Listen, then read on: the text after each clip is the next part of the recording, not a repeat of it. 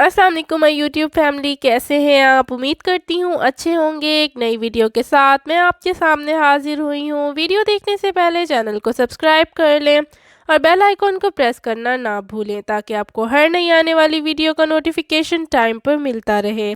तो चलते हैं अपनी वीडियो की तरफ। यूएई में आज के रोज़ फ्लैग डे मनाया जा रहा है, ताहम इस बार कोरोना वबा की वजह से इंतज़ामिया की जानिब से वार्निंग जारी कर दी गई है। इमाराती गवर्नमेंट मीडिया ऑफिस की जानिब से एक नोटिफिकेशन जारी किया गया है, जिसमें मुंदरज झैल हिदायत जारी की गई हैं। फ्लैग डे की तमाम तकरीबात के मकामात पर डिसइंफेक्शन करना लाजमी होगा। किसी भी तकरीब में शुरका की तादाद 20 से ज़्यादा नहीं होनी चाहिए। तकरीब के शुरका को शिरकत के मौका पर कोविड-19 का टेस्ट की नेगेटिव रिपोर्ट पेश करनी होगी। टेस्ट करवाए हुए 96 घंटे से ज़्यादा का वक्त ना गुजरा हो। फ्लैग डे की तमाम सरगर्मियों में स्टूडेंट्स के शरीक होने पर पाबंदी होगी। तकरीब के दौरान यादगार शील्ड्स या झंडे तकसीम नहीं किए जाएंगे। परचम कुशाई की तकरीब के दौरान क्राउड नहीं होगा।